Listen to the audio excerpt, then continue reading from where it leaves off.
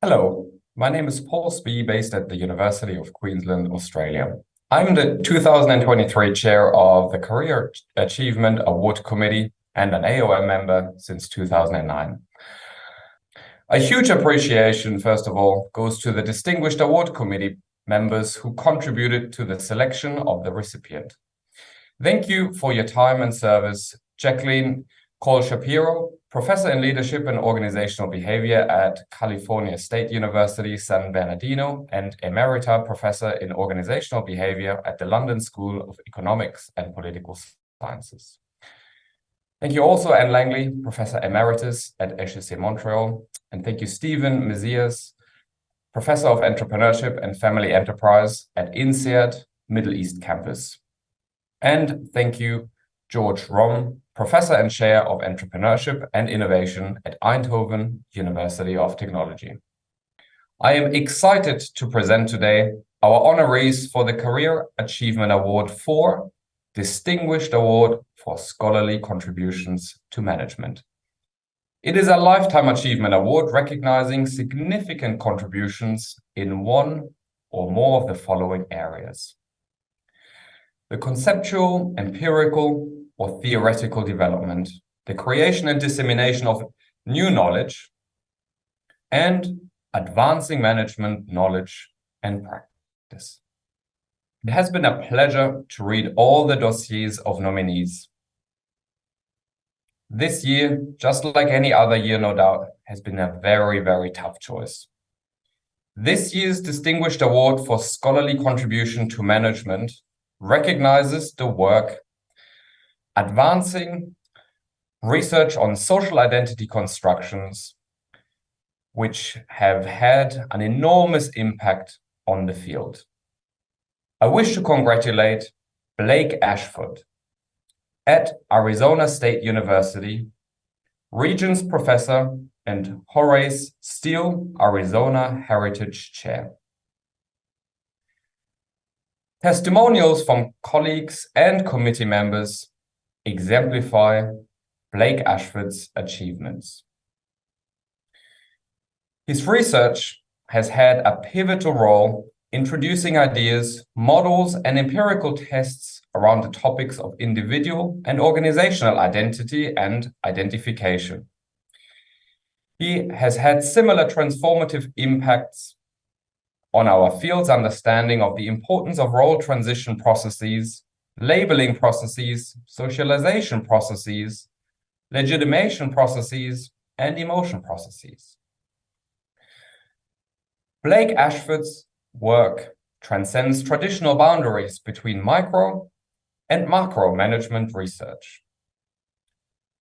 His research has been published in journals such as Administrative Science Quarterly, the Academy of Management Journal, the Academy of Management Review, Journal of Organizational Behavior, Human Relations, amongst many more journal outlets, book chapters, as well as edited, as well as co-authored books.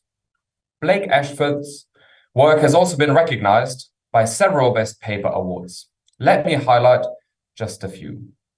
For instance, his work received the inaugural Academy of Management Journal's Impact Award, the Journal of Management's Best Paper Award, as well as the Best Paper Award from Group and Organization Management. Additional awards include the Organizational Behavior Division Mentorship Award. Blake Ashford's research has had a tremendous impact on the field, which, although just a crude measure, is demonstrated by citations to his work exceeding 100,000, which is extraordinary. Additional achievements and accomplishments by Blake Ashford have been in his tenure at the Academy of Management Review, where he served as an associate editor, as well as the division chair for organizational behavior. Again, huge congratulations to Blake Ashford. Your work has been tremendous and has had a tremendous impact on the field. Let me extend my personal gratitude and admiration for your work pushing scholarly boundaries.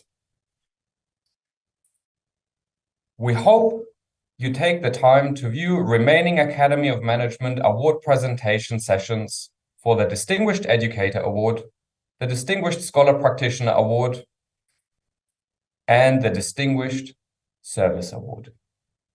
Hello, everyone. I am incredibly grateful to the Academy for this honor. It has got me, as I sang a moment ago to Michael, gobsmacked and quite surprised.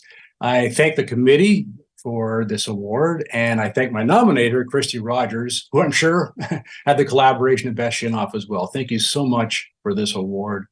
My first publication was in 1985, and for the most part, we kind of worked alone and we sent stuff off into the ether, not knowing what's going to happen. Well, later that summer, after the publication came out, a few people at the Academy conference mentioned that they had read it. And I thought, whoa, you actually read the paper. Wow, okay. People actually read this stuff. And it kind of gave me the confidence to keep going. So we don't do what we do for the awards, for the accolades, but wow, it certainly is nice to know that, hey, all these years later, you're still reading my stuff and hopefully liking it. I want to thank Arizona State University, my home base for the last nearly 30 years, for putting up with me. I'm still here because ASU is a really fun place to be. You couldn't ask for better colleagues up and down our hallways. You couldn't ask for a more relaxed collegial culture. And we've had superb leadership from the chairs on up to the deans. Amy Hillman being an example of both a great chair and a great dean. It takes a village really to do research, and I'm certainly no exception to that. I've had dozens and dozens, and probably dozens yet again, of co-authors over the years. And each one of you has taught me something, not just about research, both the process and the content, but also the importance of relationships. 1 and 1 truly does equal 3. Every paper I've worked on has been better because I was able to work with other people who lent such terrific ideas. And that brings me to my doctoral students. You have been the highlight of my career. It has been a pleasure. At Arizona State, over these 30 years, I've worked with Glenn Kreiner, Mel Fugate, David Sluss, Spencer Harrison, Christy Rogers, Beth Shinoff, Virgil Fenters, and Jordana Moser. Each of you is maybe not simply a better scholar, but a better person. I am proud of each of you, and I love you to pieces. It has been just an honor and a pleasure to work with you every day. And you kind of kept an old guy interested in doing new research. So thank you for that. Let me close with a final thought about research.